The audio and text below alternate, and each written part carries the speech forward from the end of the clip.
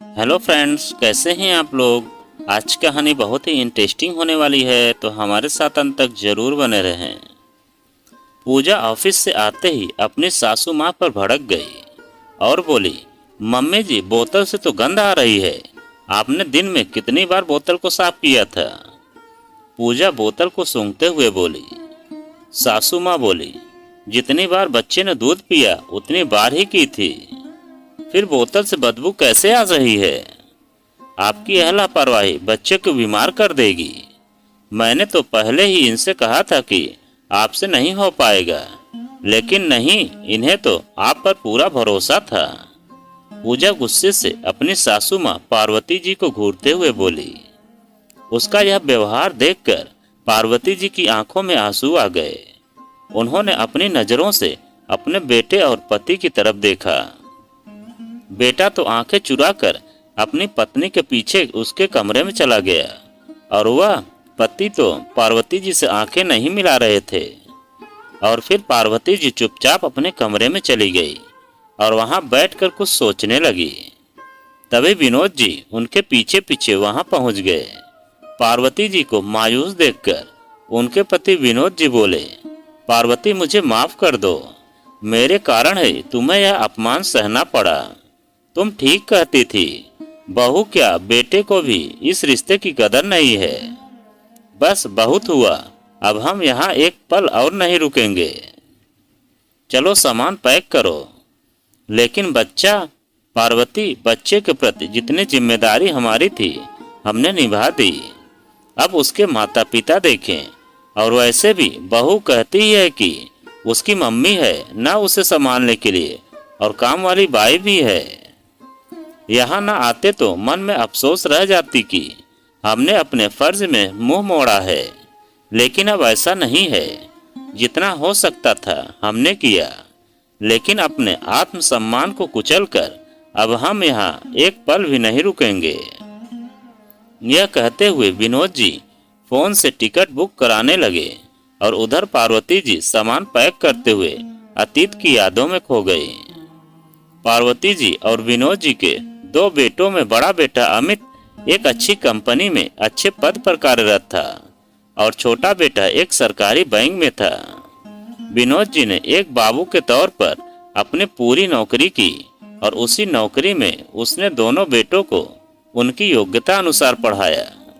अमित को इंजीनियरिंग में रुचि थी और छोटे बेटे आनंद को बैंक क्षेत्र में। अमित की इंजीनियरिंग पूरी होते ही एक अच्छी कंपनी में जॉब लग गई और आनंद वहीं जिले में सरकारी बैंक में भर्ती हो गया। दोनों बच्चे अपने पैरों पर खड़े हो गए थे। अमित ने अपने साथ काम करने वाली पूजा से शादी की और छोटे बेटे आनंद की शादी विनोद जी के दोस्त की बेटी स्नेहा से हुई। स्नेहा एक टीचर थी। अमित और पूजा अपनी नौकरी के चलते दूसरे शहर में रहते थे और स्नेहा व आनंद विनोद जी के साथ रहते थे। अमित व पूजा त्योहारों पर ही घर आ पाते थे।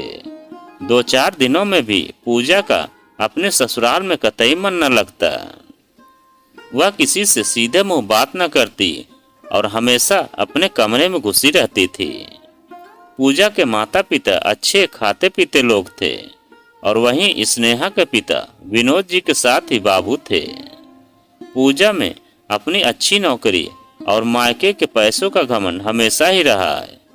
बात बात पर वह स्नेहा व पार्वती जी को जताने से नहीं चूकती थी। वह पढ़ाई लिखाई और रुतबे पैसे में 2 कदम आगे हैं।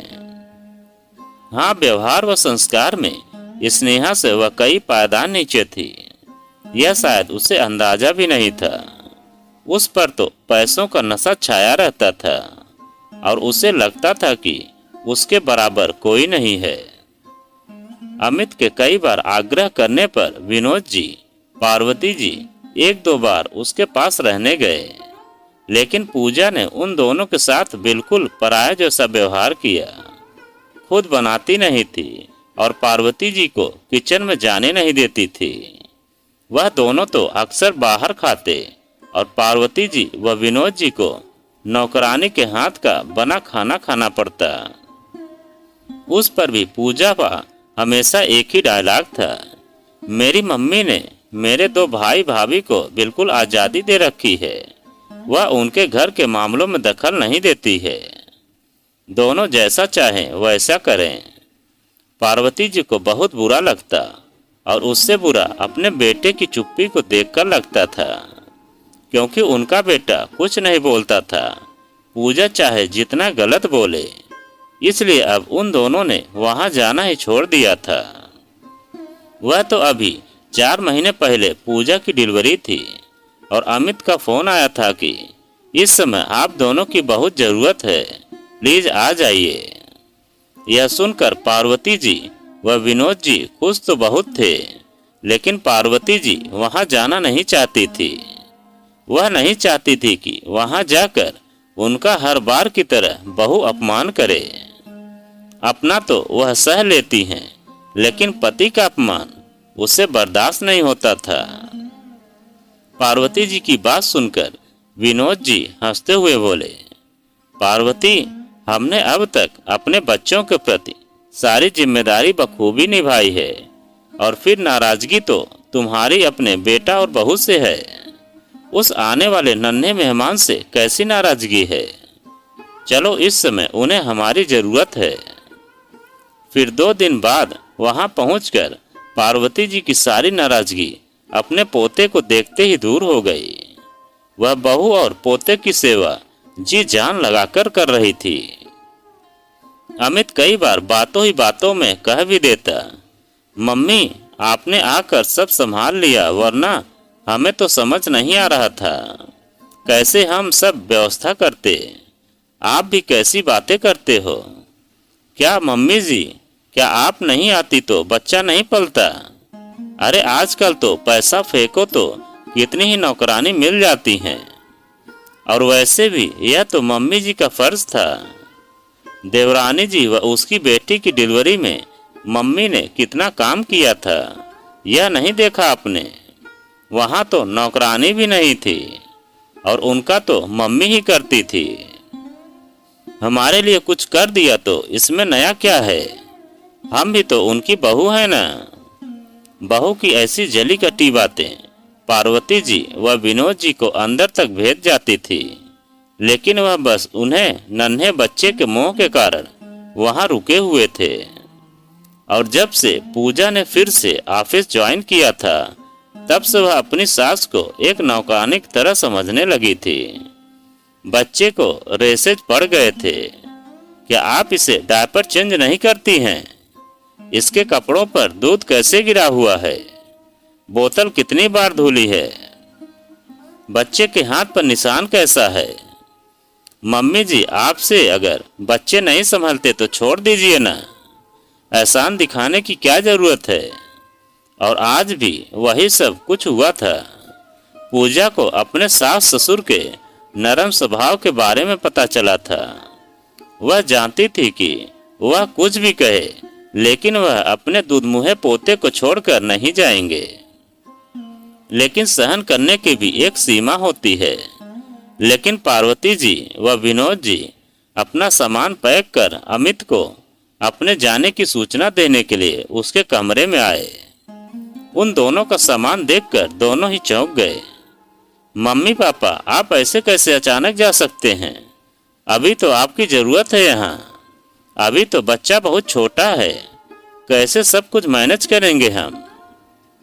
आनंद की बेटी तो आप सीने से लगा कर रखते हो। मम्मी घर का सारा काम करती है और यहाँ बस बच्चे को संभालना था, उसमें भी आप अपने फर्ज से मुंह मोड़ रहे हो। यह तो भेदभाव है ना मेरे और पूजा के साथ में। अमित माफी मांगने के बजाय अपने मम्मी पापा पर ही दोष लगाने हुए बोला। फिर विनोद जी बोले, बेटा, सारे फर्ज माँ बाप के ही नहीं होते हैं, बच्चों के भी कुछ फर्ज होते हैं। वैसे कौन सा फर्ज नहीं निभाया मैंने तुम्हारे लिए? तुम्हारी परवरिश में कोई कमी नहीं छोड़ी है, तुम्हारी पढ़ाई लिखाई में नहीं, और यहाँ तक कि इस फ्लैट को खरीदने के लिए भी पैसा दिया था। और रही बात आनंद और स्नेहा की, तो बेटा उन दोनों से अपनी तुलना ना ही करो तो अच्छा है। स्नेहा को उस घर में 4 साल हो गए, लेकिन आज तक उसने कभी ऊंची आवाज में तेरी माँ से बात नहीं की। हाँ, तेरी माँ स्नेहा के साथ घर का काम करवाती है और उसकी बेटी को भी तेरी माँ ने ही पाला है। उसकी बेटी हमारी पोती है, जैसे यह हमारा पोता है। लेकिन स्नेहा ने कभी तेरी मम्मी पर उंगली नहीं उठाई कि वह उसकी बेटी का ध्यान नहीं रखती, या तेरी माँ को बच्चे पालने नहीं आते। जैसा कि पूजा बहू आते ही तेरी माँ के साथ व्यवहार करती है, तेरी मम्मी स्नेहा के साथ घर के कामों में मदद कर अपनी मर्जी से करती है, किसी दबाव में नहीं। और स्नेहा बहू वह तो तेरी मम्मी का एहसान मानते नहीं थकती। वह तेरी मम्मी को सास नहीं माँ का दर्जा देती है। और पूजा बहू, उसने आज तक एहसान मानना तो दूर, तेरी मम्मी के पास बैठ के प्यार के 2 शब्द नहीं बोले होंगे। और बेटा, माना पति को पत्नी को सम्मान देना चाहिए, लेकिन इसका मतलब यह तो नहीं है कि माता पिता के सम्मान को भुला दिया जाए। बेटा, जितना हमसे हो सकता था हमने किया। अब यह रहा तुम्हारा घर और तुम्हारा बच्चा, संभालो इसे। चाहे तो पूजा बहू अपनी मम्मी को बुलाए या नौकरानी रखे।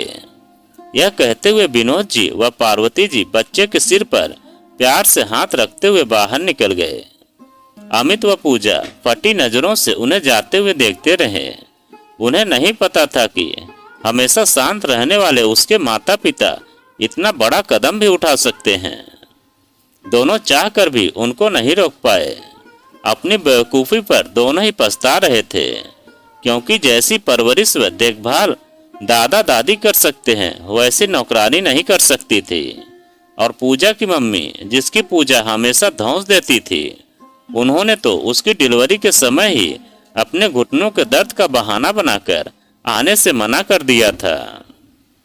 दोनों के पास अब पछतावे के अलावा दूसरा कोई चारा नहीं था, और सोच रहे थे कि काश हमने मम्मी और पापा के साथ अच्छा व्यवहार किया होता तो आज वो यहाँ होते और मेरे बच्चे की अच्छे से देखभाल करते। हमने बहुत बड़ी गलती कर दी है, लेकिन अब सिर्फ पछताने के अलावा कुछ नहीं बचा था। तो दोस्तों, यह कहानी आपको कैसी लगी कमेंट में लिखकर हमें ज़रूर बताएं। और आप अगर हमारे चैनल पर नए हैं, प्लीज़ चैनल को सब्सक्राइब करें और वीडियो को एक लाइक ज़रूर करें और एक प्यारा सा कमेंट हमें ज़रूर करें।